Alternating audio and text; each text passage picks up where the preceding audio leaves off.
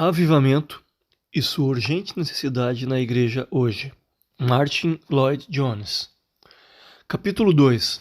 Obstáculos ao avivamento. Por isso Isaac mudou-se de lá, acampou no vale de Gerar e ali se estabeleceu. Isaac reabriu os poços cavados no tempo de seu pai Abraão, os quais os filisteus fecharam depois que Abraão morreu, e deu-lhes os mesmos nomes que seu pai lhes tinha dado. Gênesis 26, 17 e 18. Este incidente na vida de Isaac tem muito a nos ensinar em nossa consideração de toda a questão de avivamento. O quadro nos mostra Isaac enfrentando um problema, uma dificuldade. Se vocês lerem o contexto, verão que ele tinha vivido em outra parte do país e Deus o tinha abençoado sobremaneira. Abençoado tanto que Isaac se tornou alvo de inveja por parte daqueles que viviam ao seu redor e eles o forçaram a se mudar. Então Abimeleque pediu a Isaac: sai de nossa terra, pois já és poderoso demais para nós. 26 e 16. E assim Isaac foi forçado a se mudar com sua família e todos os seus servos, posses e bens. Então ele chegou a este vale de Gerar e decidiu habitar ali. Naturalmente, no momento em que chegou ali, ele enfrentou uma necessidade urgente e desesperada: a necessidade de água. Quero enfatizar isso porque a necessidade, em outras palavras, era por algo que é absolutamente essencial à vida, além de ser essencial ao seu bem-estar. Ele não estava simplesmente enfrentando o problema de buscar um lugar agradável onde armar as suas tendas ou erigir uma moradia para si mesmo. Ele não estava em busca de entretenimento ou luxos, nem em busca de qualquer tipo de acessório para a sobrevivência. A chave dessa história é que ele estava em busca de algo que é absolutamente essencial e sem o qual a vida não pode ser mantida. Enfatizo isso porque, como já mencionei, a primeira coisa que precisamos compreender a respeito da situação em que nos encontramos hoje é a sua natureza desesperadora. É urgente. Em outras palavras, creio que o problema com a igreja hoje em dia é que ela não compreende como deveria que a sua necessidade primária, a sua urgente necessidade do momento é a necessidade de vida. O problema que nos confronta não é um problema de métodos ou de organizações, ou de fazer leves adaptações aqui e ali, ou melhorar as coisas um pouco, ou mantê-las atualizadas, ou qualquer coisa assim. Creio que estamos reduzidos à questão básica. O problema da sociedade hoje em dia não é um problema superficial. É um problema muito profundo, radical. Toda a perspectiva da vida está envolvida. E aqueles que observam a situação com seriedade, como vocês sabem, estão assustados com o que está realmente acontecendo.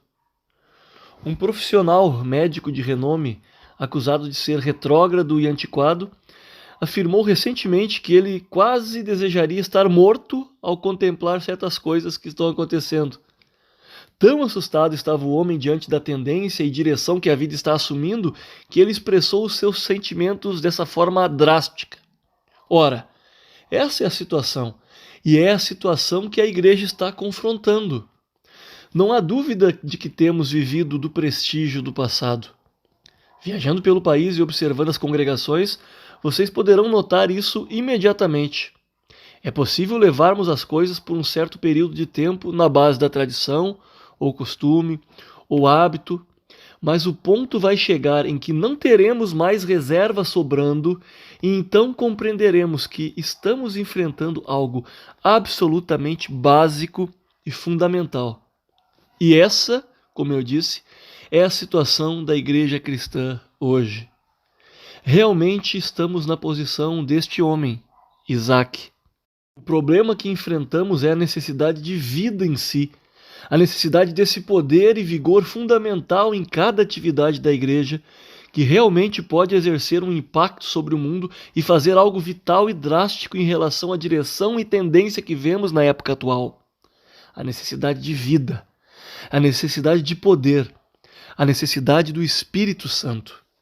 Há épocas na vida da igreja em que somente um ajustamento aqui e ali é o que é preciso. Mas esse não é o problema hoje. Esta não é uma questão insignificante. Não é uma questão secundária que está em jogo no momento. É a própria vida da igreja. É a questão de uma perspectiva espiritual sobre a vida, em contraposição a tudo o que é apresentado pelo mundo. Pois bem, a grande lição que nos é ensinada aqui é esta. O que foi que Isaac fez quando se viu frente a frente com essa necessidade? Aqui está a nossa mensagem. E observem, antes de tudo, o que ele não fez. É tão significativo e tão importante que entendamos isso. Ele foi forçado a sair de onde estava, foi forçado a se mudar. Ele tem família, posses, servos e animais, e se eles não encontrarem água logo, então a sua vida vai chegar ao fim. Eles perecerão. O que então ele faz quando se encontra face a face com essa necessidade? Notem que ele não manda buscar exploradores, não manda buscar adivinhos nem homens que são peritos em descobrir novas fontes de água. Não. A mensagem é que Isaac reabriu os poços cavados no tempo de seu pai Abraão. Aqui, novamente, está a mensagem que certamente é muito necessária, pois quando olhamos para a igreja em geral, o panorama parece ser exatamente o contrário do de Isaac. O tipo de coisa que vocês podem ler constantemente nas revistas e nos livros religiosos é este. O que precisamos, eles dizem, é de uma mensagem para esta idade atômica, ou uma mensagem para este segundo período elisabetano. E, portanto, precisamos nos dedicar a uma busca pela verdade, uma busca pela mensagem necessária nesta hora. Então, chamamos os exploradores, buscamos os cientistas, olhamos para os filósofos, e a psicologia também tem sua contribuição a fazer. Buscamos as mais recentes revelações do conhecimento, queremos os últimos avanços da ciência e da cultura em todas as formas. A ideia é que o mundo está numa situação muito séria e, portanto, convém a todos os homens de entendimento que se reúnam e combinem os seus recursos, convoquem o congresso das religiões do mundo, congreguem todos os que têm uma religião e adorem a um Deus, qualquer tipo de Deus. Na época atual, a coisa que é mais óbvia a respeito da vida da igreja em geral é a multiplicidade de consciências. E aí estão, tentando encontrar a fórmula, tentando descobrir alguma palavra, tentando descobrir alguma mensagem. Estamos na era atômica, dizem, e precisamos de uma mensagem para ela. E assim por diante. Em vez de fazermos o que Isaac fez, estamos chamando os exploradores, os adivinhos, tentando ver se conseguimos descobrir uma fonte de suprimento de água em algum lugar que nos capacite a sobreviver. Não. A ênfase nestes versículos é, eu repito, que Isaac não fez nada disso. Todavia, o que ele fez foi isto. Isaac reabriu os poços cavados no tempo do seu pai Abraão. Por que ele fez isso? Bem, eu acho que a sabedoria disso está perfeitamente clara e é bem óbvia. Isaac compreendeu que a sua situação era tal que não havia tempo para a experimentação. A situação era tão urgente que se eles não tivessem água e não a tivessem logo, todos iriam perecer. E, nessa posição, o seu argumento foi o seguinte: não há necessidade de explorarmos e mandar buscar adivinhos. Meu pai, Abraão, habitou nessa terra antes, e se havia uma coisa que o caracterizava acima de tudo, foi que ele era um perito nesta questão de achar água e cavar poços. Se vocês lerem a história de Abraão nos capítulos anteriores de Gênesis, entenderão exatamente o que quero dizer com essa declaração. Isaac sabia que Abraão tinha encontrado água em todos os lugares por onde passou. Ele sempre fora bem-sucedido e cavou seus poços, e sempre teve abundância de água. Então Isaac disse: minha responsabilidade imediata é assegurar que tenhamos um suprimento de água. Assim que tivermos um suprimento, e um suprimento certo e seguro, então, se quisermos, poderemos explorar, poderemos procurar outras fontes de suprimento, poderemos experimentar. No entanto, o homem que faz experimentações em meio a uma crise é um tolo.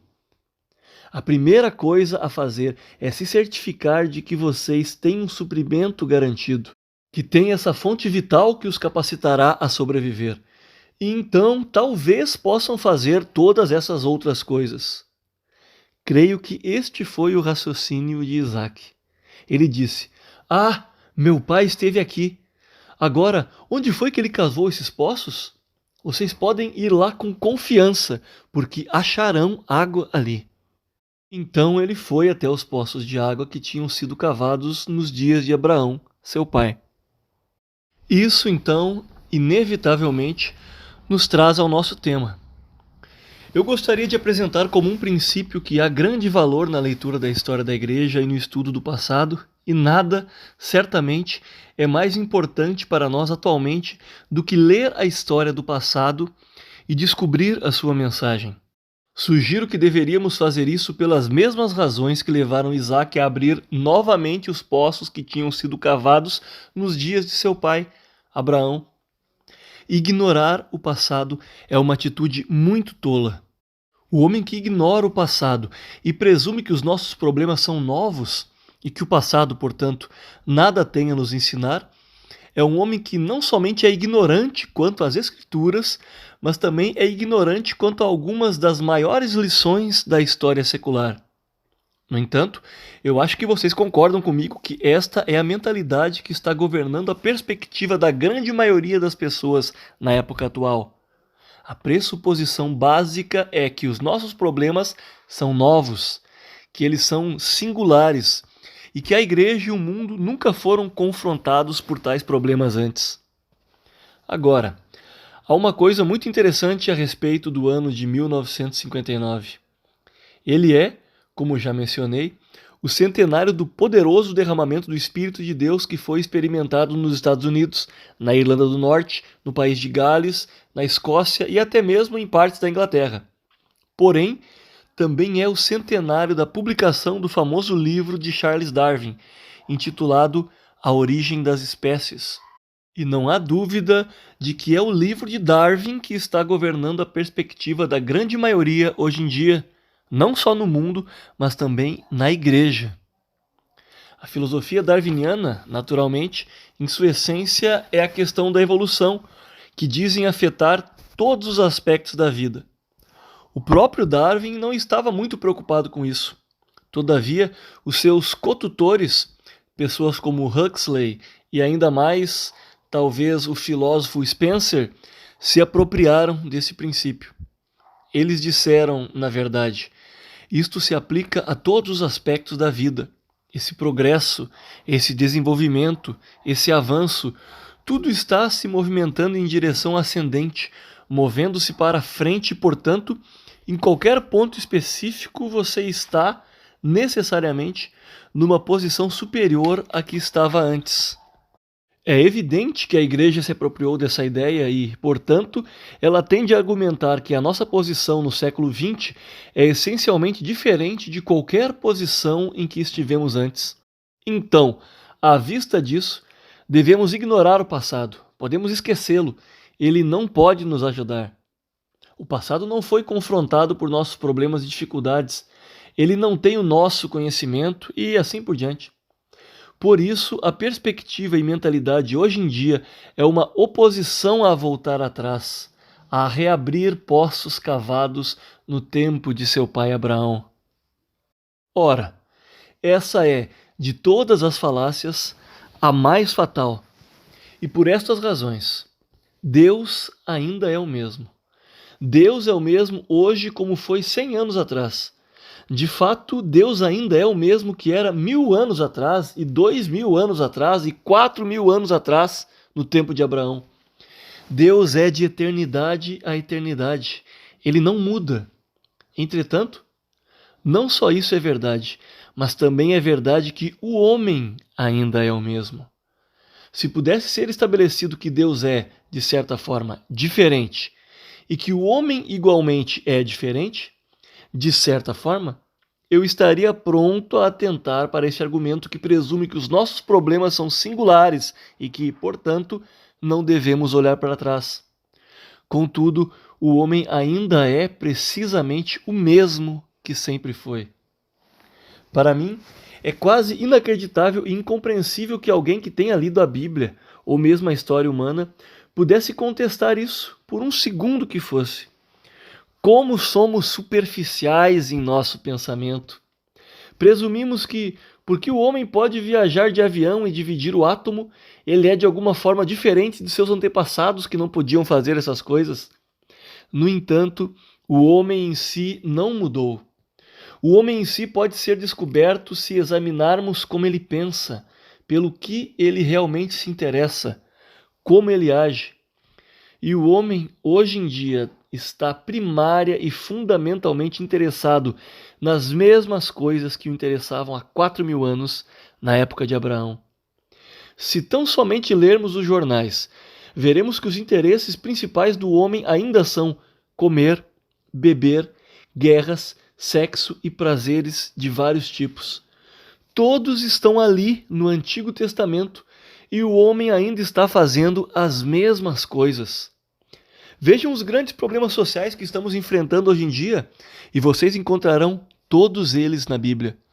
Roubo, violência, ciúme, inveja, infidelidade, divórcio, separação, perversão. Todas essas coisas estão na Bíblia. Estes são os problemas do homem hoje, como sempre foram. Então, não estamos enfrentando um problema novo. Abraão tinha o problema de ter que encontrar água, e Isaac tinha precisamente o mesmo problema. As diferenças são superficiais, são irrelevantes e são imateriais. Deus permanece o mesmo. O homem permanece o mesmo, sim. E o Novo Testamento nos lembra de que a solução do problema permanece a mesma. Jesus Cristo é o mesmo, ontem, hoje e para sempre. Hebreus 13:8. Por essa razão, parece-me que não há nada tão irremediável quanto esta tácita pressuposição do homem moderno, em seu arrogante orgulho e presunção, de que ele é de alguma forma diferente e que seus problemas são novos e total e essencialmente diferentes daqueles enfrentados por seus antepassados. Não. Ouçam a sabedoria de Isaac. Vejam a urgência da situação e se lembrem de que Abraão era um homem que sabia o que ele estava fazendo. A história do passado tem muito a nos dizer. O que, então, ela nos diz? O primeiro princípio é este. Se vocês olharem atrás, através da história da igreja cristã, vocês imediatamente descobrirão que a história da igreja não tem sido uma linha reta, um registro horizontal de realizações. A história da igreja tem sido uma história de altos e baixos. Está ali, bem na superfície para todos verem. Quando lemos a história do passado, descobrimos que tem havido períodos na história da igreja quando ela foi cheia de vida, de vigor e de poder. As estatísticas provam que as pessoas lotavam a casa de Deus, multidões de pessoas ansiosas e ávidas por pertencer à igreja cristã. Contudo, a igreja era cheia de vida e tinha grande poder. O evangelho era pregado com autoridade. Grandes números de pessoas eram convertidas regularmente, dia após dia e semana após semana. Os cristãos se deleitavam na oração. Não era necessário empurrá-los para as reuniões de oração. Na verdade, não era possível mantê-los longe delas. Ninguém queria ir para casa e ficavam orando a noite inteira. Toda a igreja estava cheia de vida, de poder, de vigor e de força. Homens e mulheres relatavam ricas experiências da graça de Deus, visitações do seu Espírito, o conhecimento do amor de Deus que os emocionava, os comovia e os fazia sentir que isso era mais precioso do que o mundo todo. E, em consequência de tudo isso, toda a vida do país foi afetada e transformada. Eu poderia lhes dar exemplos intermináveis disso, mas vou mencionar apenas um, que é talvez o mais notável de todos. Refiro-me ao despertamento evangélico de 200 anos atrás. Muitos historiadores seculares concordam que foi o despertamento evangélico da época de Whitefield e dos Wesley que provavelmente salvou esse país de uma experiência semelhante à da França durante a Revolução Francesa. A igreja estava tão cheia de vida e de poder que a sociedade inteira foi afetada. Além do mais, A influência daquele despertamento evangélico na vida do século passado é algo que também é admitido livremente por todos os que estão cientes dos fatos. Na verdade, a mesma coisa aconteceu 100 anos atrás, no avivamento ao qual tenho me referido, e o mesmo sucedeu em cada avivamento. Isso é o que encontrarão se voltarem atrás na história. A igreja não foi sempre como ela é hoje. Lemos a respeito desses tremendos períodos de vida, de vigor e de poder. Ah, sim, mas o que também percebemos, e é por isso que é tão encorajador olhar para trás, é que esses gloriosos períodos de avivamento e de despertamento muitas vezes se seguiram a períodos de grande secura, indiferença, apatia e entorpecimento na história da igreja. Em cada caso, quando encontramos estes grandes picos, também encontramos as depressões. Fica evidente que a igreja muitas vezes foi o que ela é hoje, influenciando tão pouco a vida da sociedade e do mundo, tão destituída de vida, de vigor, de poder, de testemunho e de tudo o que o acompanha. Vocês descobrirão que isso aconteceu muitas vezes antes. Tem havido a mesma desesperada e urgente necessidade que nos confronta hoje. E então, depois disso, veio um poderoso revigoramento, um derramamento do Espírito de Deus. Aí está uma boa razão para voltar atrás, a história do passado, em vez de apenas olharmos para os nossos próprios problemas dizendo: muito bem, o que poderíamos fazer para melhorar a técnica ou os nossos métodos acerca disso ou daquilo? Devemos voltar atrás e aprender esta lição da história, a existência dessas terríveis depressões e a única maneira em que a igreja pode se elevar acima delas novamente. Meu segundo princípio é este, e creio que até mesmo uma leitura superficial da história da igreja vai demonstrar esse princípio de forma clara. Que cada vez que aparece um destes grandes, gloriosos e poderosos períodos, descobrimos que, em cada caso, parece ser um retorno a algo que a igreja experimentou antes. Na verdade, vou mais longe.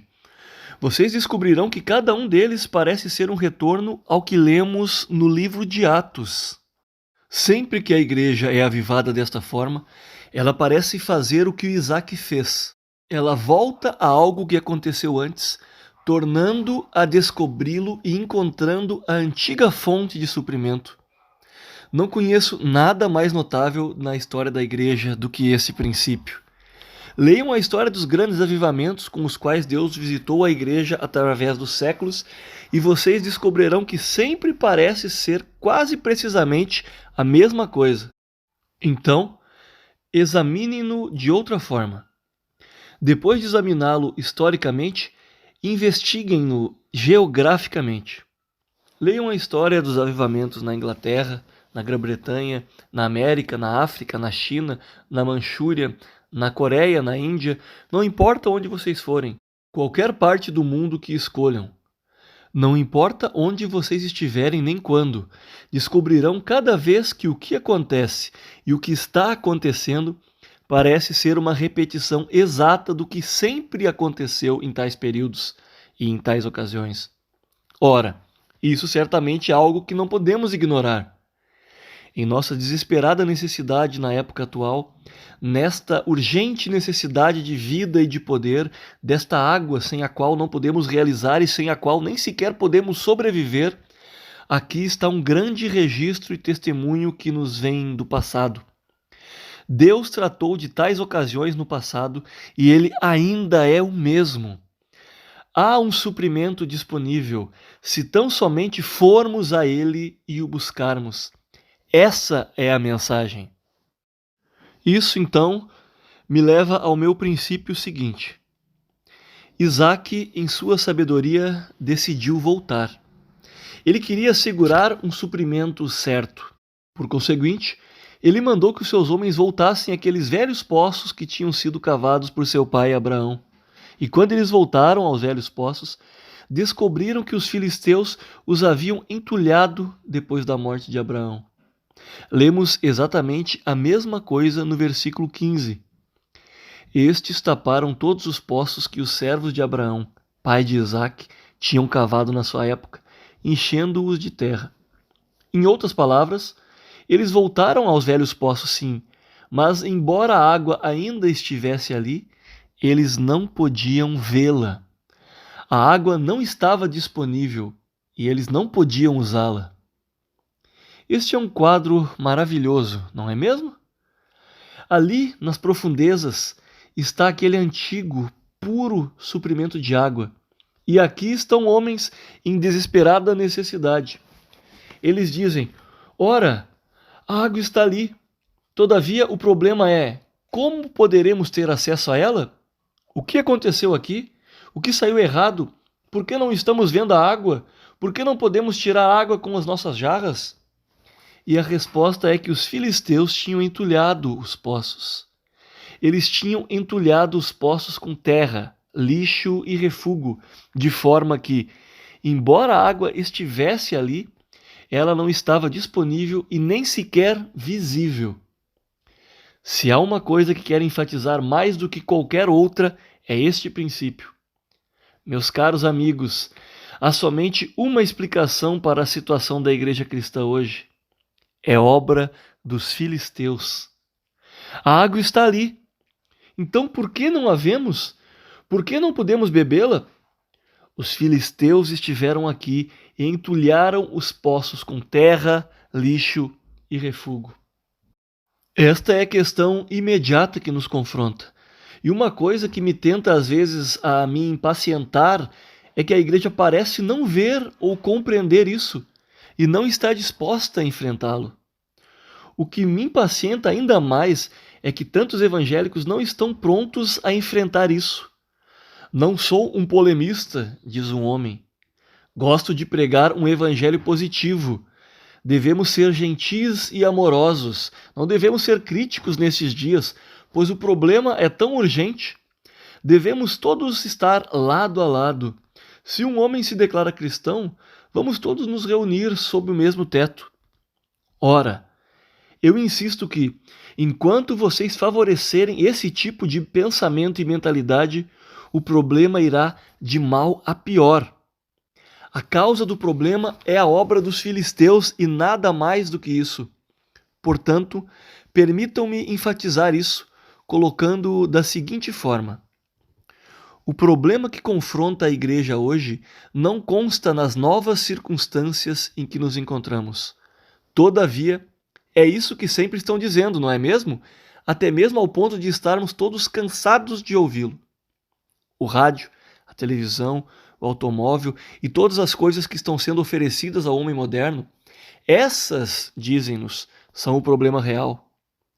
A igreja nunca travou em sua vida uma batalha como a que está enfrentando na atualidade, contra todas essas coisas que levam as pessoas a se afastarem dela. Pensamos que somos tão peritos nessas coisas, não é mesmo? No entanto, elas são completamente irrelevantes, cada uma delas. Permitam-me lhes dizer por quê. Essas coisas sempre existiram, embora em formas diferentes. E é por isso que é tão importante conhecer a história.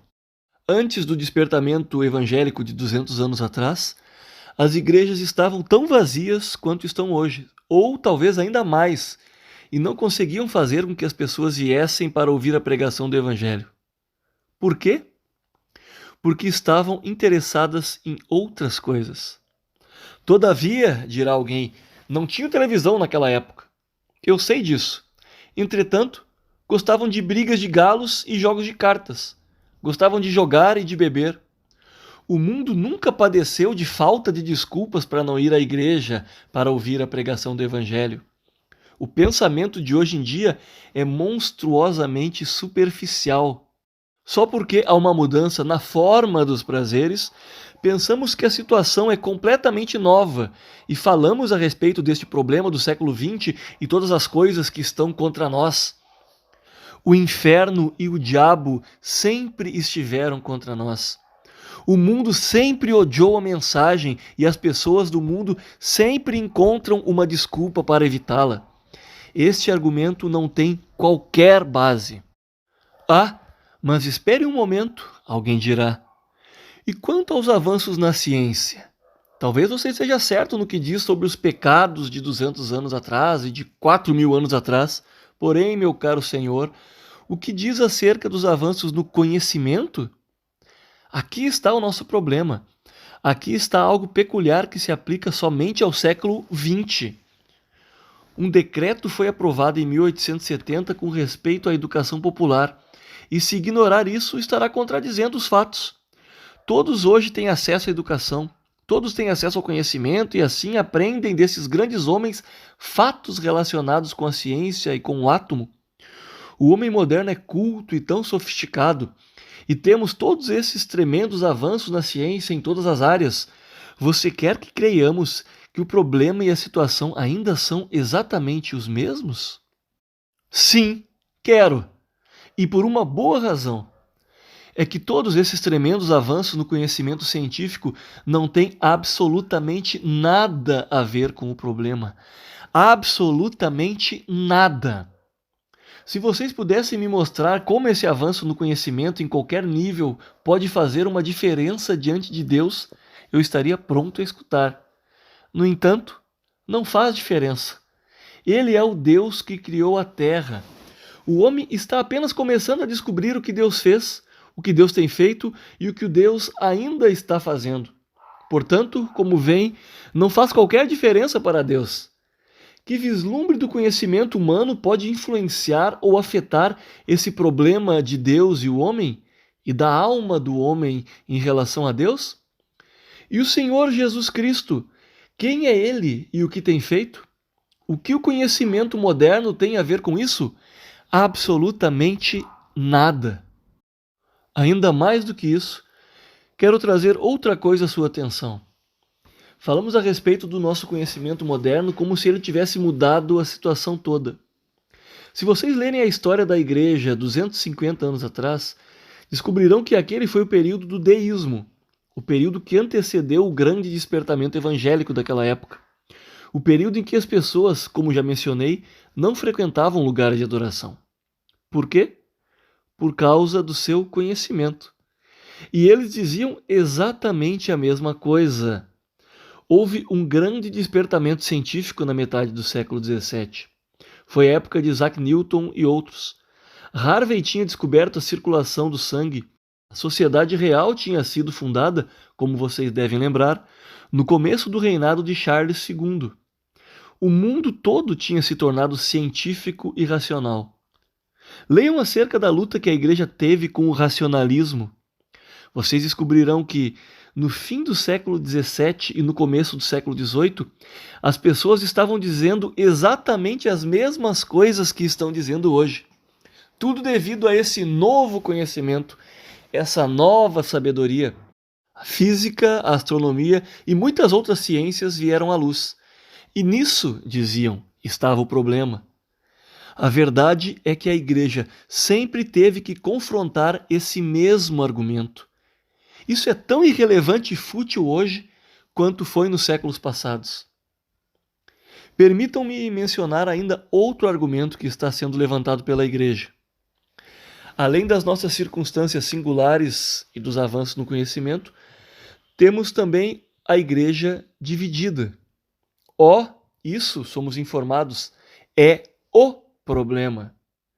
Naturalmente, dizem, você está certo quando enfatiza que a situação é desesperadora e que, a não ser que algo aconteça e aconteça logo, o futuro todo da igreja está em risco. Entretanto, continuam, há somente uma causa e explicação para tudo isso: a igreja dividida.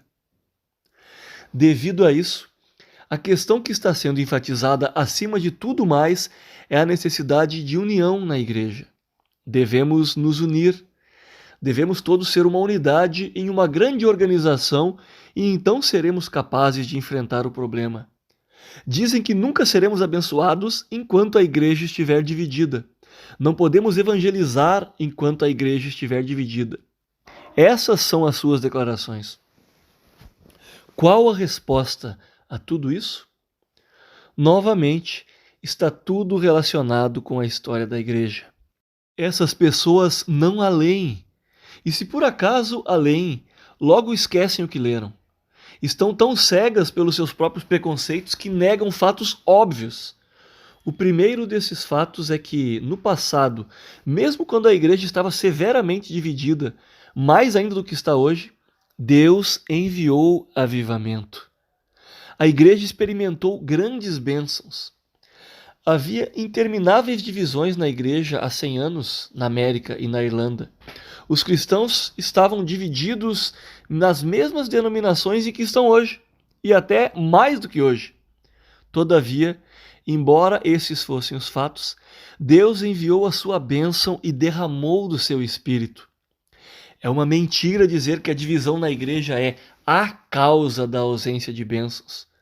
Não é assim, pois a história revela claramente que Deus envia a bênção mesmo quando a igreja está dividida e que a vinda do avivamento tem dois efeitos principais. Ele abençoa praticamente todas as denominações, independente de suas divisões, e por um tempo as congrega numa maravilhosa união. Nada promove unidade espiritual mais do que um avivamento. No entanto, um avivamento invariavelmente tem outro efeito também. Ele cria uma nova divisão, porque aqueles que experimentaram a bênção e o poder de Deus se unem de forma natural e se tornam uma unidade. Há outros, porém, que não gostam do que está acontecendo, que o criticam e condenam, que estão do lado de fora, e é aí que acontece a divisão. John Wesley nunca quis abandonar a Igreja da Inglaterra, mas o metodismo dele foi forçado a se separar. A divisão foi causada pelo avivamento. E isso aconteceu sempre que houve um avivamento. Considerem a Reforma Protestante. Lutero não tinha intenção de dividir a Igreja Católica Romana. Contudo, a bênção do avivamento dividiu a Igreja de Roma entre protestantismo e catolicismo romano. É sempre assim, é pura história. No entanto, dizem-nos que o obstáculo ao avivamento é a Igreja dividida. Isso é puro entulho, é o entulho dos filisteus. É uma das coisas, entre outras, que está se interpondo entre nós e a água, e o suprimento que necessitamos tão desesperadamente. Então, devemos repudiar todas essas coisas e compreender que esses não são os obstáculos nem constituem o problema. O problema, como Isaac descobriu, é que esse abominável trabalho dos filisteus tem entulhado os poços, escondendo a água e se interpondo entre o povo e as bênçãos de Deus. Em seguida, então, devemos prosseguir considerando o que é esse trabalho dos filisteus. Devemos ser sinceros e abruptos, devemos ser francos e claros e devemos ser corajosos em nossas convicções. Precisamos do testemunho do Espírito Santo ao fazermos isso. Que oremos por isso, que Deus nos dê mentes honestas para enfrentar os fatos como eles são, para que possamos ver a causa real do problema e para que, depois de a discernirmos, possamos seguir o exemplo de Isaac e tirar o lixo dos filisteus para termos novamente acesso ao antigo suprimento da água de Deus, o poder do Espírito.